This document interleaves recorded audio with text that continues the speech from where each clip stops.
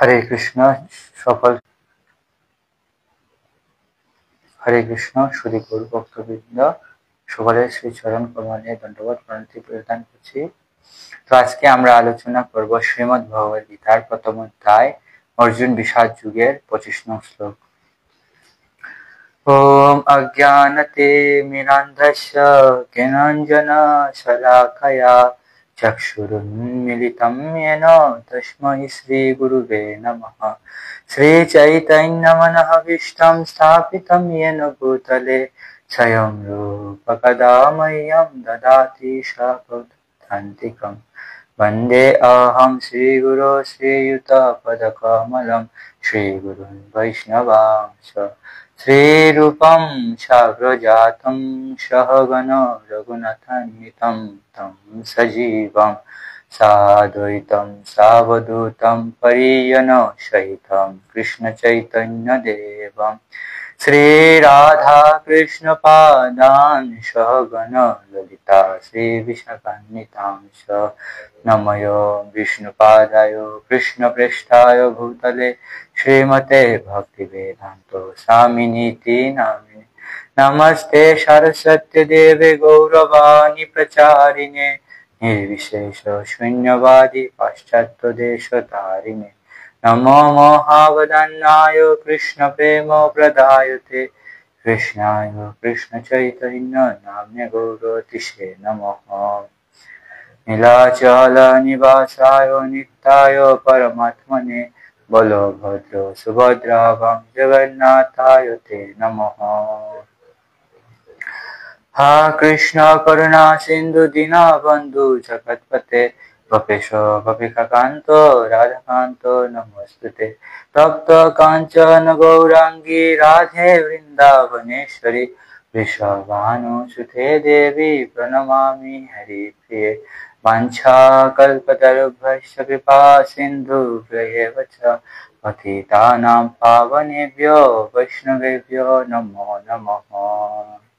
जय श्री कृष्ण चैतन्य प्रभु नित्यानंद श्री अद्वैत गदाधर श्रीवासदि श्री गौरभक्तवृंद।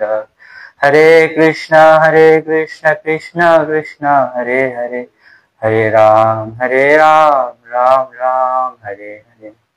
ओम नमो भगवते वासुदेवाय। ओम नमो भगवते वासुदेवाय। ओम नमो भगवते वासुदेवाय। मुखं करोति वाचालं पङ्गुलं लङ्घयते गिरिं यत्कृपातमहं वन्दे श्रीगुरुदीनतारिणाम्। जय जगद्गुरु श्रील प्रभुपाद की जय। अनंत कोटि वैष्णव वृंद की जय। श्रीमद् भगवद गीता की जय। हरे कृष्ण। तो आज के আমরা আলোচনা করব শ্রীমদ্ ভগবদ গীতার প্রথম অধ্যায় অর্জুন বিষাদ যুগ 25 নং শ্লোক। ভীষ্মদ্রোণ প্রমুখত সর্বেষাং চ মহীক্ষিতাম উবাচ পার্থ পশ্যেতান সমবেতান কুরুনীতি। আবার ভীষ্মদ্রোণ প্রমুখত সর্বেষাং চ মহীক্ষিতাম উবাচ পার্থ পশ্যেতান সমবেতান কুরুনীতি। অনুবাদ: বিশ্ব, ধ্রুন প্রমুখ পৃথিবীর অন্য সমস্ত নৃপতিদের সামনে ভগবান ঋষিকেশ বললেন, হে পার্থ, এখানে সমবেত সমস্ত কৌরবদের দেখো। তাৎপর্য করেছেন his divine grace AC Bhaktivedanta স্বামী প্রভুপাদ। জগৎগুরু ছিল প্রভুপাদ কি জয়। জীবসমূহের পরমাত্মা রূপে শ্রীকৃষ্ণ যখন বুঝতে পেরেছিলেন অর্জুনের মনে কি হচ্ছে, এই প্রসঙ্গে ঋষিকেশ শব্দটি উল্লেখ করার মাধ্যমে বোঝানো হয়েছে যে তিনি সবই জানতেন, আর পার্থ অর্থাৎ পিতা বা কুন্তির পুত্র বলে অর্জুনকে অভিহিত করাটাও খুবই তাৎপর্যপূর্ণ। সখা রূপে তিনি অর্জুনকে জানাতে চেয়েছিলেন যে যেহেতু অর্জুন তার পিতা বসুদেবের ভগ্নী প্রীতার পুত্র, তাই তিনি তার রথের সারথি হতে সম্মত হয়েছিলেন। এখন শ্রীকৃষ্ণ যখন অর্জুনকে বললেন সমস্ত কৌরবদের দেখো, তার মাধ্যমে তিনি বুঝাতে চেয়েছিলেন অর্জুন কি যুদ্ধ না করে সেখানেই ক্ষান্ত হতে চেয়েছিলেন। শ্রীকৃষ্ণ তার পিতার পুত্র অর্জুনের কাছ থেকে এমন আচরণ কখনোই আশা করেননি। বন্ধুত্বপূর্ণ পরিহাসের ছলে ভগবান এভাবে অর্জুনের মনোভাবের ভবিষ্যৎবাণী করেছিলেন। যেখানেই শিল প্রভুপাদের অমৃত তাৎপর্য সমাপ্ত। জয় জগৎগুরু শিল প্রভুপাদ কি জয়। হরে কৃষ্ণ। তো এখানে ভগবান বলতেছেন অর্জুনকে, ভীষ্ম, দ্রোণ প্রমুখ পৃথিবীর অন্য সমস্ত নৃপতিদের সামনে ভগবান ঋষিকেশ বললেন, হে পার্থ, এখানে সমবেত সমস্ত কৌরবদের দেখো। হরে কৃষ্ণ। তো আমরা জানি শ্রীমদ্ ভগবদ গীতা ভগবান বলেছিলেন, ভগবান 700 শ্লোকে রচিত হয়েছিল শ্রীমদ্ ভগবদ গীতা। বিশ্ব পর্বের অংশ হচ্ছে শ্রীমদ্ ভগবদ গীতা। তো অর্জুন যখন দেখলেন যে উনার সকল পিতৃব্য, মামা, শ্বশুর, শালা, সম্বন্ধী সকল আত্মীয় স্বজনদের বিরুদ্ধে উনাকে যুদ্ধ করতে হবে এবং এই যুদ্ধের ফল হচ্ছে অত্যন্ত ভয়াবহ, সবাইকেই এই দেহ ত্যাগ করতে হবে এই মহাযুদ্ধে। তো তিনি অনেক ব্যথিত হলেন এবং অনেক ব্যথিত হলেন, কারণ তিনি দেখলেন যে যুদ্ধ যাদের জন্য করতেছি, যাদের খুশির জন্য করতেছি, যাদেরকে নিয়ে ভালো থাকবো ভাবতেছি, সবাই এই যুদ্ধে নিহত হবে এবং দুর্যোধন আদি সবাই নিহত হবে এবং আমরা কেউ থাকবে না আমাদের। তো আমরা কিভাবে সুখী হতে পারবো? তো এটা হচ্ছে মায়ার কারণে অর্জুন সবাইকে চিন্তা করতেছিলেন দেহগত ভাবে। তো আসলে আমরা এই দেহ নই, আমরা হচ্ছে চিন্ময় আত্মা, ভগবানের শাশ্বত অংশ। কিন্তু আমাদের মায়ার কারণে আমরা নিজেদের আসল স্বরূপ ভুলে গিয়েছি। আমরা আসল স্বরূপ ভুলে এই দেহকে নিজের আসল স্বরূপ ভাবতেছি এবং দেহের জাত সবকিছুকে নিজের এবং নিজের আত্মীয় বলে দাবি করতেছি, যার ফলে আমাদের এই দেহকে নিজের স্বরূপ ভাবার কারণে আমরা সর্বদাই উৎকণ্ঠিত থাকি, সর্বদাই ভয়ে থাকি, সর্বদাই দুঃখী থাকি। আমরা সর্বদাই ভয়ে থাকি কারণ এই দেহ হচ্ছে মরণশীল, এই দেহটা নশ্বর দেহ, যে কোনো সময় নষ্ট হতে পারে। তো এই দেহটা নষ্ট হয়ে যাবে এবং এই দেহের মৃত্যু হবে, এই ভয়ে আমরা সবসময় উৎকণ্ঠিত থাকি। আমরা সুখী হতে পারি না, কারণ যেহেতু এই দেহটি আমাদের আসল স্বরূপ নয়। এবং আমরা সেদিন আলোচনা করেছিলাম এই দেহটা এবং আত্মার সম্পর্ক হচ্ছে গাড়ি এবং গাড়ির ড্রাইভারের মতো। গাড়িতে আপনি যতই পেট্রোল ভরুন না কেন, গাড়ির ড্রাইভারের খিদা মেটানোর জন্য কিন্তু তাকে আলাদাভাবে খেতে হবে। ড্রাইভারের যদি খিদে লাগে আর আপনি যদি পেট্রোলের মধ্যে গাড়িটা ফেলেও দেন, তারপরেও ড্রাইভারের কোনো লাভ হবে না। ঠিক তেমনি আমরা সুখী হতে পারি না, আমরা এই দেহকে নিজের স্বরূপ ভাবি এবং এই দেহের জন্যই আমরা দিন রাত পরিশ্রম করি, কিন্তু আমাদের যে আসল স্বরূপ চিন্ময় আত্মা, চিন্ময় আত্মাকে আমরা কোনো খাবার প্রদান করি না। এবং চিন্ময় আত্মার খাবারটা কি? চিন্ময় আত্মার খাবার হচ্ছে হরে কৃষ্ণ কৃষ্ণ কৃষ্ণ হরে হরে, হরে রাম রাম রাম হরে হরে। চিন্ময় আত্মার খাবার হচ্ছে এই মহামন্ত্র জপ করা। তো আমরা এই দেহকে নিজের আসল স্বরূপ ভাবতেছি, দেহকে সন্তুষ্ট করার জন্য বড় বড় বাড়ি তৈরি করতেছি, গাড়ি খরিদ করতেছি, কিন্তু আসলে এগুলো আমাদের প্রকৃত কোনোই কাজে আসে না। তারপরে আমরা ভয়ে থাকি এবং দুঃখে থাকি। এখন অর্জুনকে ভগবান বলতেছেন যে, হে পার্থ, এখানে সমবেত কৌরবদের দেখো। তো কৌরবরা ছিল স্বভাবতই ধর্মের বিপক্ষে ছিল। আপনারা দেখতে পারবেন কৌরবরা সবসময় অধর্মের পথে ছিল। যখন পাণ্ডবরা যখন বাল্যকালে আপনারা দেখতে পারবেন ভীমকে হত্যা করার জন্য কৌরবরা কত ষড়যন্ত্র করেছিল, তারপর জাতুগৃহ তৈরি করেছিল এবং তাদের স্বভাবটা ছিল সবসময় ভোগী স্বভাব, ত্যাগের নয়। তো তারা যুদ্ধক্ষেত্রে উপস্থিত হয়েছিল। তো ভগবান এখানে যখন দেখলেন অর্জুন যুদ্ধের প্রতি অনীহা প্রকাশ করতেছেন, নিজের কর্তব্যে অবহেলা করতেছেন, কারণ তিনি ভাবতেছেন আমি হচ্ছি হন্তা, আমি যদি যুদ্ধ করি তাহলে তাদেরকে আমি হত্যা করে ফেলবো এবং তাদেরকে যদি আমি হত্যা করি তাহলে আমার কি লাভ? কেউ যদি না থাকে আমি তাদেরকে নিয়ে সুখে থাকবো। এই জড়জগতে এই যে অর্জুনের যে মনোভাব, সেটা খুবই ভয়ঙ্কর মনোভাব, যে আমি তাদেরকে নিয়ে সুখে থাকবো। তো এই জড়জগতে আমরা তো সবাই সুখে থাকতে পারি, কিন্তু আমরা যখন কাউকে দেখাতে চাই, আমাদের বৈভব দেখাতে চাই, আমাদের ঐশ্বর্য দেখাতে চাই, তখনই সকল বিপদের অবতরণ হয়। আমরা আমাদের বেঁচে থাকার জন্য কি প্রয়োজন? আমাদের দুইটি রুটি, আমাদের এই যে বড় বড় অনেক ধন কুবের আছে এই জগতে, তো তারা বেশি হলে 1 কিলোর বেশি খাবার একদিনে খেতে পারে। তো 1 কিলো খাবারের কত আর দাম হবে? কিন্তু তারা অন্যকে দেখানোর জন্য, নিজের বৈভব নিজের ঐশ্বর্য অন্যকে দেখানোর জন্য তারা কখনো সন্তুষ্ট হতে পারে না, এবং এই অসন্তুষ্টের কারণেই তারা সারা জীবন পরিশ্রম করে, অনেক পরিশ্রম করে, এবং শেষে তারা অনেক অসুখী থাকে।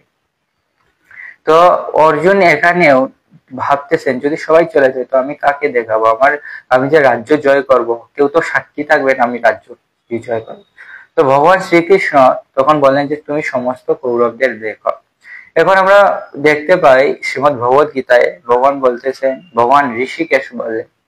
তো ঋষিকেশ বললেন, তো এখানে ভগবানকে ঋষিকেশ সম্বোধন করা হয়েছে।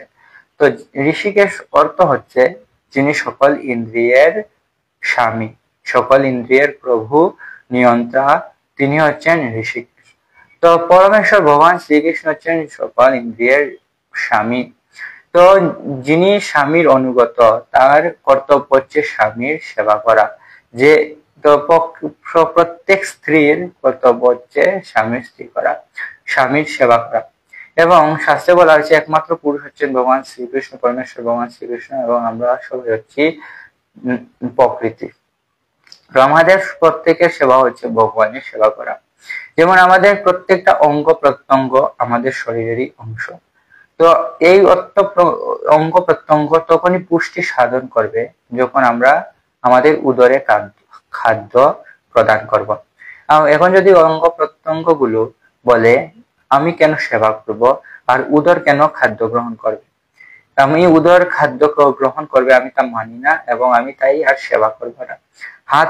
হাত যদি বিরোধিতা করে যে আমি কেন খাবারের জন্য কাজ করব, তখন কি হবে? আমরা যদি এরকম যদি তারা বিরোধিতা করে, তারা যদি স্ট্রাইক ঘোষণা করে যে আমরা পেটকে আর খাদ্য দিব না, তো তখন কি হবে? পেট তো নিজেও শুকিয়ে যাবে, তার সাথে সাথে হাত পা সবগুলোই শুকিয়ে যাবে। তো হাত পা সবগুলো শুকিয়ে যাবে। তো আমরাও ভগবানের হচ্ছে চিরন্তন অংশ, আমরাও পরমেশ্বর ভগবান শ্রীকৃষ্ণের অংশ। এবং ভগবান এখানে তাই ঋষিকেশ বলছেন যে অর্জুনকে মনে করিয়ে দিচ্ছেন যে প্রকৃত ভোক্তা হচ্ছে আপনি। অর্জুন তো প্রথমে ভাবতেছেন যে এদেরকে যদি হত্যা করি তাহলে না আমি সুখী হতে পারবো, না ওরা সুখী হতে পারবে।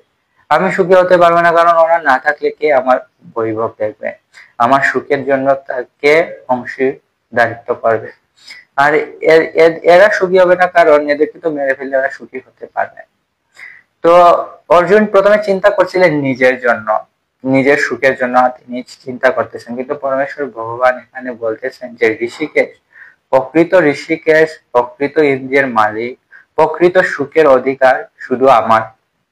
তো ভগবান এখানে নিজেকে ঋষিকেশ বলতেছেন, এবং ঋষিকেশ বলে আমাদের এই পরিচয় উনি আমাদেরকে স্মরণ করে দিচ্ছেন যে জীবের স্বরূপ হয় কৃষ্ণের নিত্য দাস। আমরা হচ্ছে ভগবানের নিত্য দাস, আমাদের কর্তব্য হচ্ছে ভগবানের সেবা করা। কিন্তু আমরা ভুলে যাই যে আমরা হচ্ছে ভগবানের নিত্য দাস এবং নিজেকে প্রভু মনে করি। আমরা যখন নিজেকে প্রভু মনে করি, তখন আমরা নিজের জন্য, নিজের সুখের জন্য সবকিছু করার চেষ্টা করি। তো যেমন হাত যেমন নিজে নিজে খাদ্য গ্রহণ করতে পারবে না, হাতের খাদ্য গ্রহণ এবং হাতকে সুস্থ সবল এবং সুন্দর থাকার জন্য অবশ্যই পেটকে খাদ্য গ্রহণ করতে হবে, এবং পেটের মধ্যে যখন খাদ্য পড়বে তখন আস্তে আস্তে সকল অঙ্গ প্রত্যঙ্গ সুস্থ সবল হবে। আবার শিল প্রভুপাদ একটি উদাহরণ দিয়ে দেন, যেখানে তিনি শিল প্রভুপাদ বলেছেন যে গাছের মূলে জল দেওয়ার মাধ্যমে গাছের প্রত্যেকটা অঙ্গ প্রত্যঙ্গ জল গ্রহণ করতে পারে। তো কেউ যদি পাতার মধ্যে জল দিয়ে, তাহলে গাছের কোনো কাজে আসবে না। ঠিক তেমনি আমরা যদি নিজেরা নিজেদের মতো সুখ লাভের চেষ্টা করি, আমাদের কোনো লাভ হবে না। কিন্তু আমরা যদি পরমেশ্বর ভগবান শ্রীকৃষ্ণের সেবা করি, পরমেশ্বর পুরুষোত্তম ভগবান শ্রীকৃষ্ণের সেবা করার মাধ্যমে আমরা সুখী হতে পারবো। তারপরে বলেছেন হে পার্থ, তারপরে ভগবান বলেছেন হে পার্থ, তো হে পার্থ বলার একটা তাৎপর্যপূর্ণ শব্দ। তো ভগবান পরমেশ্বর ভগবান শ্রীকৃষ্ণের পিতৃদেব ছিলেন বসুদেব। তো বসুদেবের ভগিনীর নাম হচ্ছে পৃথা। তো পৃথা হচ্ছে কুন্তী দেবীর আরেক নাম। তো পৃথার পুত্র, এই জন্য অর্জুনের এক নাম হচ্ছে পার্থ। তো এখানে ভগবান বলতেছেন যে তোমার সাথে আমার সম্পর্ক, তুমি দেখো আমার সাথে তোমার নিত্য সম্পর্ক, আমি হচ্ছি তোমার হিতকারী, তুমি আমার কথা শুনো। তো আমরা যখন বিপদে পড়ি তখন আমরা কার কথা শুনি? আমরা তো আমাদের যারা শত্রু তার কথা শুনি। আমরা কি যা আমাদের শত্রু, আমরা কি শত্রুর কাছে বলি যে আমাকে একটু বুদ্ধি দাও? আমরা যখন বিপদে পড়ি হয় আমাদের পিতামাতার কাছে যাই, অথবা আমাদের শিক্ষকের কাছে যাই, অথবা আমাদের যত নিকট আত্মীয় আছেন, আমাদের ওয়েল উইশার আছে, তাদের কাছে যাই।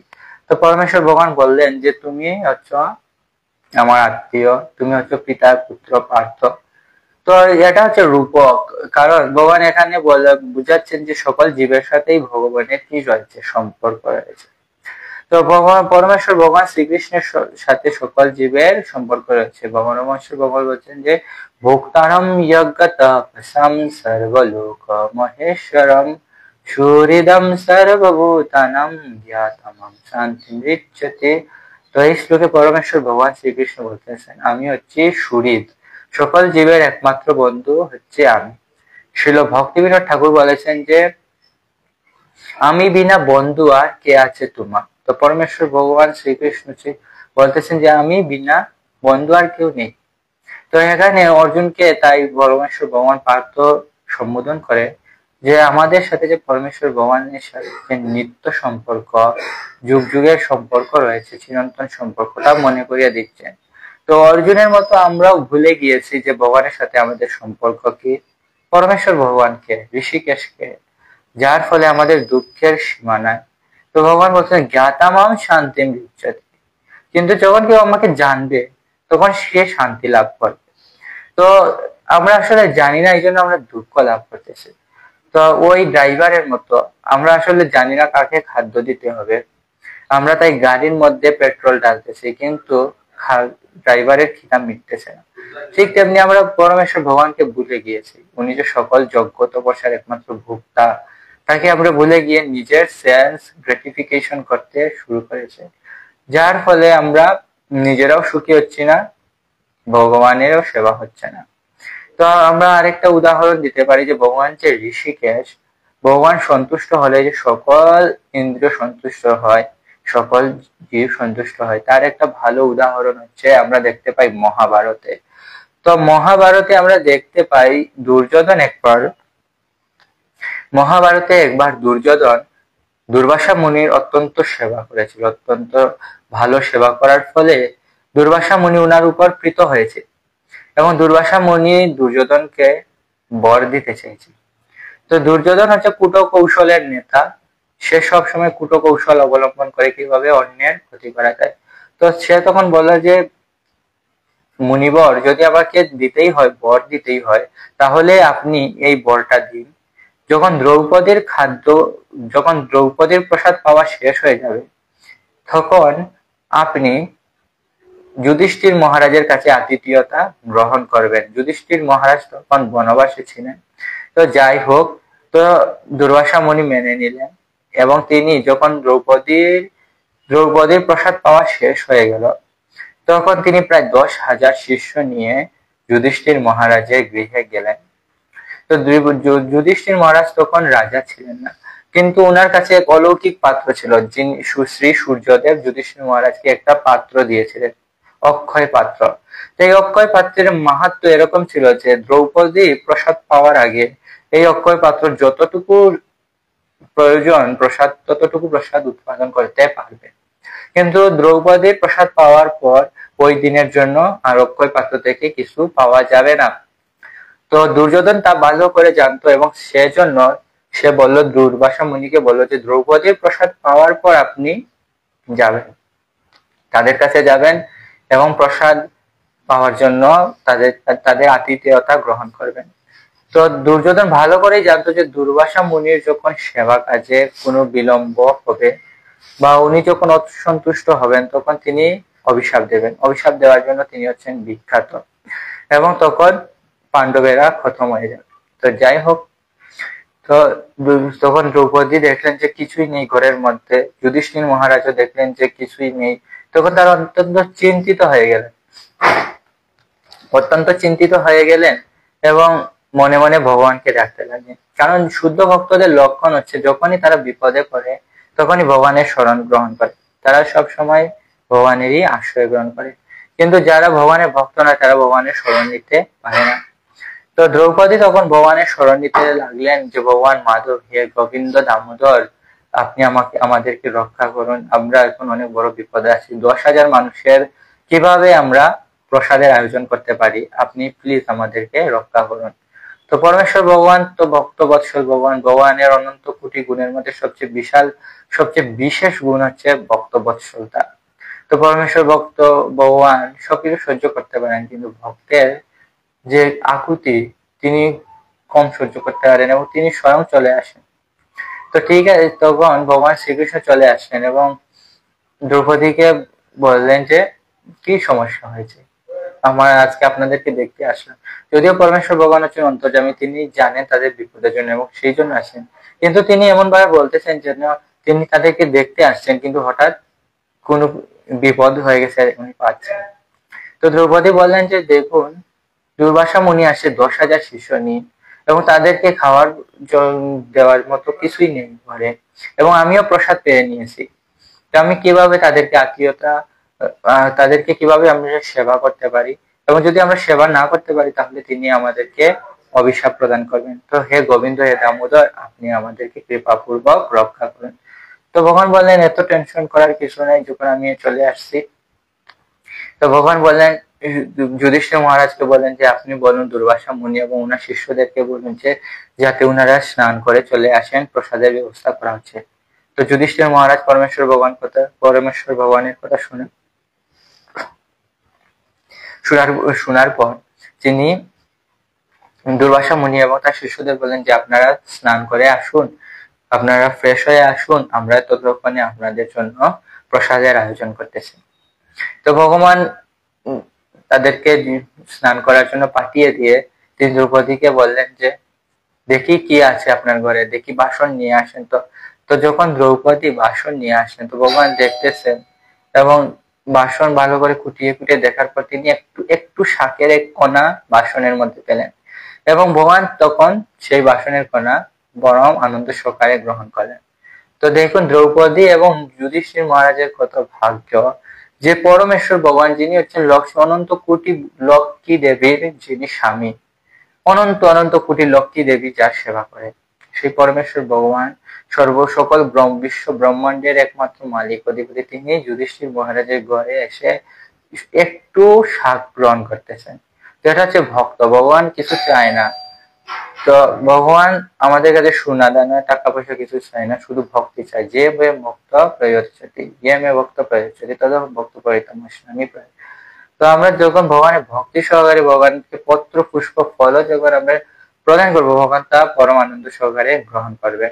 তো যাই হোক, পরমেশ্বর ভগবান শ্রীকৃষ্ণ যখন শাকের কণা গ্রহণ করলেন তখন যারা স্নানরত দুর্বাসা মুনির 10,000 শিষ্য সহ দুর্বাসা মুনির পেট ভরে গেল এবং তারা দেখতে লাগলেন স্নানের মধ্যেই তাদের পেট ভরে গেছে এবং তাদের ঢেকুর আসতেছে। তো তাদের ঢেকুর আসছে, তো তারা অনেক চিন্তিত হয়ে গেলেন। এখন যদি আমরা যুধিষ্ঠির মহারাজের গৃহে যাই, আমাদের তো মনে হয় পেটে আরেকটা দানাও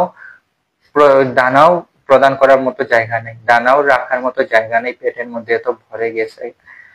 তো আমরা যদি এখন যুধিষ্ঠির মহারাজের গৃহে যাই, হয়তো উনি অনেক পরিশ্রম করে প্রসাদের আয়োজন করেছে, কিন্তু আমরা যদি তা না গ্রহণ করি তাহলে কিরকম হবে? আমরা যদি প্রসাদ না গ্রহণ করি তাহলে যুধিষ্ঠির মহারাজ ভাববে যে আমরা তার সাথে কি করতেছি, তাকে ব্যঙ্গ করতেছি বা তাকে অপমান তিরস্কার করতেছি। তো তা হবে অত্যন্ত লজ্জাজনক ঘটনা, কারণ আমরা যেহেতু সাধু, আমরা কাউকে কি নিন্দা করতে পারি না, তিরস্কার করতে পারি না। তো যুধিষ্ঠির মহারাজের অপমান হবে এই ভেবে তারা স্নান থেকেই চলে গেলেন। আর তাদের পেট এত ভরে গিয়েছিল যে তারা প্রসাদ নেওয়ার জন্য দ্রৌপদীর গৃহে, যুধিষ্ঠির মহারাজের গৃহে প্রত্যাবর্তন করলেন না, তারা স্নান থেকেই চলে গেলেন। তো এখানে আমরা বুঝতে পারি যে পরমেশ্বর ভগবান শ্রীকৃষ্ণ হচ্ছেন প্রকৃত ঋষিকেশ। তিনি খুশি তো সকল ইন্দ্রিয় খুশি। যেরকম পেটের মধ্যে খাদ্য দিলে সারা শরীরই পুষ্টি প্রদান করে, ঠিক তেমনি পরমেশ্বর ভগবান একটু অল্প শাকের কণা প্রীতি সহকারে গ্রহণ করেছিলেন। তাই জন্য দুর্বাসা মুনির মতো এত যশস্বী মুনিও সন্তুষ্ট হয়ে গেলেন, এবং 10,000 শিষ্যও সাথে সাথে সন্তুষ্ট হয়ে গেল, এবং তারা এরকম সন্তুষ্ট হলো যে তাদের একটা দানাও রাখার মতো জায়গা ছিল। তো আমরা এখানে দেখতে পাই পরমেশ্বর ভগবান শ্রীকৃষ্ণ হচ্ছেন ঋষিকেশ, তিনি হচ্ছেন সকল ইন্দ্রিয়ের স্বামী। তো আমাদেরও কর্তব্য হচ্ছে আমাদের ইন্দ্রিয়গুলোকে ভগবানের সেবায় যুক্ত করা। এবং ভীষ্ম, দ্রোণ প্রমুখ পৃথিবীর অন্য সমস্ত নৃপতিদের সামনে ভগবান ঋষিকেশ বলেন, হে পার্থ, এখানে সমবেত সমস্ত কৌরবদের দেখো। তো অর্জুনের প্রথম চিন্তাধারা ছিল যে এই কৌরবরা, এই পাণ্ডবরা সবাই হচ্ছে আমার আত্মীয়, কারণ তাদের সাথে আমার দৈহিক সম্পর্ক আছে। তো তাদের সাথে যেহেতু আমার দৈহিক সম্পর্ক আছে, তারা হচ্ছে আমার আত্মীয়, এবং তাদেরকে যদি আমি হত্যা করি তাহলে আমি সুখ আর দেখতেছি না, এবং তারাও সুখী হতে পারবে না। তো এটাই ভালো হয়েছে আমি যুদ্ধ না করি। তো ভগবান তখন তার অর্জুনকে নিয়ে কৌরবদের মাঝখানে নিয়ে গিয়েছিলেন,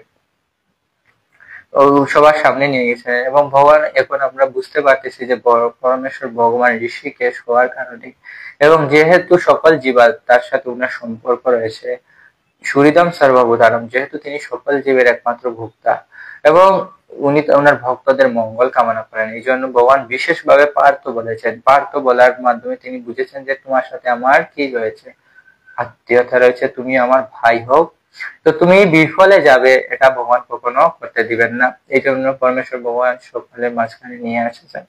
তো আমাদের জীবনে এই শ্লোকের এইরকম শিক্ষা হতে পারে। তো আমরাও জড়জগতে বিভ্রান্ত, আমরাও বুঝতে পারি না কি করা উচিত, কি করা উচিত নয়। তো আমরাও বুঝতে পারি না কার কাছে শরণ নেব, আমরা সবসময় বিভ্রান্ত থাকি।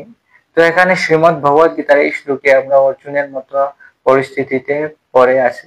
তো আমরাও যদি পরমেশ্বর ভগবান শ্রীকৃষ্ণের কথা শুনি, এবং অর্জুন দেখবেন শ্রীমদ্ ভগবত গীতার 2য় অধ্যায়ের 7 নম্বর শ্লোকে পরমেশ্বর ভগবান শ্রীকৃষ্ণের কাছে সম্পূর্ণ রূপে আত্মসমর্পণ করেছেন। কার্পণ্য দোষ উপহত স্বভাব পৃচ্ছামি তাম ধর্ম সম্মূঢ় চেতা যশ্রেয়সে নিশ্চিতম ব্রূহি তন্মে শিষ্যস্তে অহম সদিমাম তাম প্রপন্যম। তো সেখানে অর্জুন সম্পূর্ণ রূপে ভগবানের শিষ্যত্ব গ্রহণ করেছেন। এই জন্য পরমেশ্বর ভগবান শ্রীমদ্ ভগবত গীতার সকল শ্লোক অর্জুনকে প্রদান করেছেন। এর পূর্বে দেখবেন ভগবানের 2য় অধ্যায়ের প্রথম দ্বিতীয় শ্লোকে, প্রথম অধ্যায়ের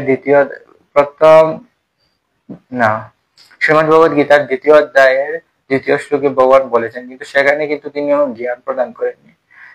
তো আমাদের সকলেরই ইন্দ্রিয়, আমাদের সকলেরই অন্তরে ভগবান পরমেশ্বর পরমাত্মা রূপে অবস্থান করছেন, কিন্তু তিনি আমাদেরকে ততক্ষণ জ্ঞান প্রদান করবেন আমরা যতক্ষণ না উনার শরণাগত হচ্ছে। এবং এখানে শিল প্রভুপাদ বলছেন যে হ্যাঁ, ভগবান পার্থ নাম উল্লেখ করে বলতেছেন যে যেহেতু তুমি আমার আত্মীয়, তাই আমি তোমার সারথি হয়েছি। তো সারথি হয়েছে ভগবান তার ভক্তদের সেবা করতেছেন। তো ভগবান তার ভক্তকে পার্সোনালি কি করতেছেন, পথ দেখা, সারথি কি করে, পথ দেখিয়ে দেখিয়ে নিয়ে যায়, কোন দিকে যেতে হবে তা সারথি করে। তো ভগবানও আমাদের জীবনের পথ প্রদর্শক হবেন যদি আমরা তার শরণাগত হই। তো আজকের এই শ্লোক থেকে আমরা বুঝতে পারি যে পরমেশ্বর ভগবান হচ্ছেন ঋষিকেশ, তিনি হচ্ছেন সবকিছুর স্বামী, আমাদের ইন্দ্রিয়গুলোর স্বামী হচ্ছেন তিনি।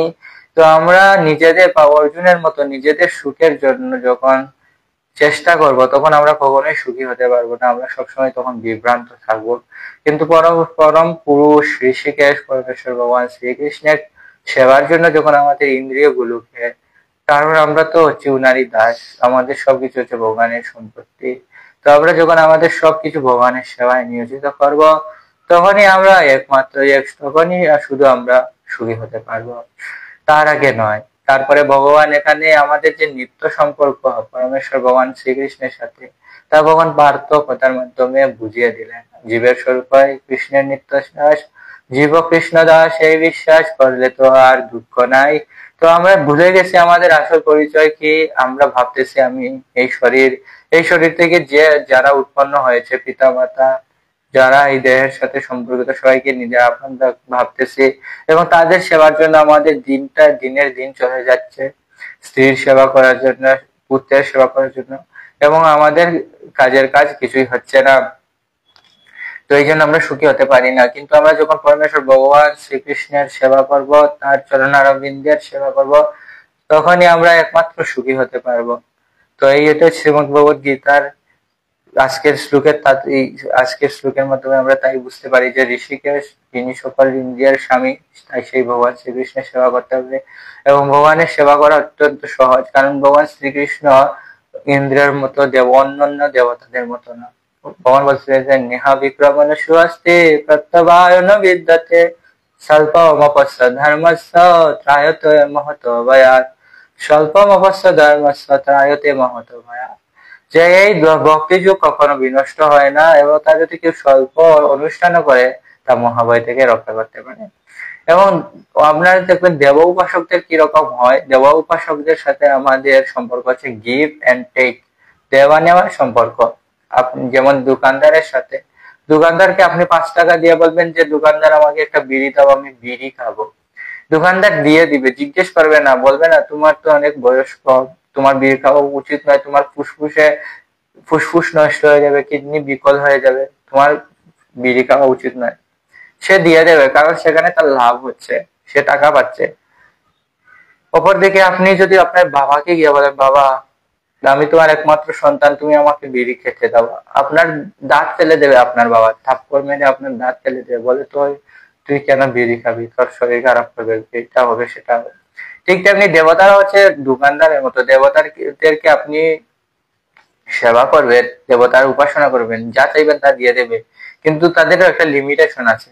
যেমন আপনি ছোট দোকানদারের কাছে গিয়ে যদি বলেন যে আমাকে, যে দোকানে গিয়ে, সব দোকানদারের একটা লিমিটেশন আছে, সব দোকানে গিয়ে আপনি সবকিছু পাবেন না, ঠিক না? ঠিক তেমনি দেবতাদেরও একটা লিমিটেশন আছে, তাদেরও পাওয়ার হচ্ছে লিমিটেড পাওয়ার। তো তাদের কাছে যা চাইবেন তা দিয়ে দিবে আপনার জন্য, তা ভালো হোক অথবা না হোক। কিন্তু ভগবান হচ্ছেন পরমেশ্বর, ভগবান শ্রীকৃষ্ণ, তিনি আমাদের সবকিছু প্রদান করেন না, কারণ তিনি হচ্ছেন আমাদের প্রকৃত উয়েল ঈশ্বর, তিনি হচ্ছেন আমাদের পিতা। তো যাই হোক, আপনারা দেখতে পাবেন যে যখন গোবর্ধন লীলাতে ব্রজবাসীরা প্রত্যেক বছর ইন্দ্রের সেবা করত, ইন্দ্রের পূজা করত। তো ইন্দ্র প্রত্যেক বছর অনেক খুশি থাকতো, কিন্তু এক বছর পরমেশ্বর ভগবান বলেন যে ইন্দ্রের সেবা করতে পারবে না।